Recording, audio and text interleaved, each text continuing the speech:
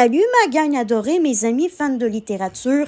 Et oui, ce soir, pour commencer les bilans quotidiens du mois de juillet, nous allons lire le petit message du mois et la nébuleuse Star qui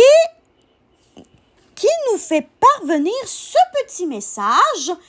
C'est Marinia. Lisons son petit message pour bien commencer le mois de juillet en toute beauté. Au cœur de l'été, certaines personnes préfèrent rester à l'intérieur pour fuir la chaleur écrasante. Toi, viendrais-tu te baigner avec moi?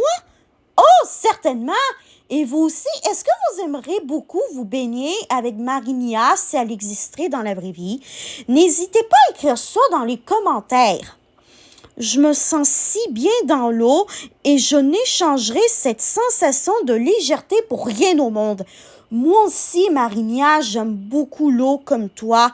J'adore nager, m'amuser avec mes amis et prendre de longs bains de soleil. En se protégeant bien contre les rayons du soleil, bien sûr, en mettant un chapeau, des lunettes de soleil, en appliquant correctement et régulièrement de la crème solaire, en s'hydratant bien. Oui, parce que c'est important de s'hydrater, ma gang adorée, mes amis fans de littérature, quand il fait chaud. Voilà, bref. Et c'est signé Marinia. Donc, voici les petits dessins que je vais avoir à colorier durant le prochain mois. Et pour colorier mon premier petit poisson de juillet, j'ai le crayon rose qui veut dire que j'ai eu une belle journée dans mon ensemble. Ah, attendez, j'ai failli oublier. En plus d'avoir été heureuse et satisfaite de ma journée, j'ai pris du jaune parce que, avec les grosses chaleurs, je peux être un peu plus fatigable facilement que d'habitude parce que je tolère un petit peu moins bien la chaleur. Mais l'essentiel, c'est que malgré ça, j'ai quand même eu une belle journée. Je vais colorier mon premier petit poisson du mois et je vous reviens tout de suite après.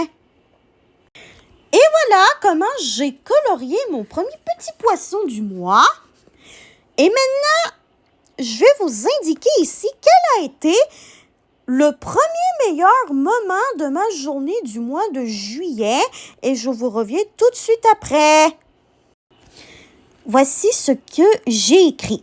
J'ai pu goûter un nouveau café au Tim Hortons.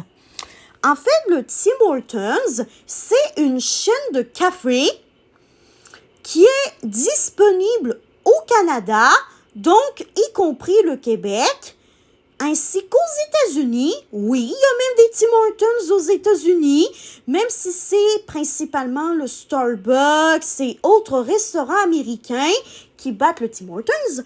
Mais en gros, ce que j'ai goûté au Tim Hortons, c'est que dans ma barre de recherche TikTok, c'est que j'ai tapé « My Coffee Order Tim Hortons » et devinez quoi? Je suis tombée sur un café infusé à froid, moitié vanille, moitié caramel. Oui, ça existe au Tim Hortons.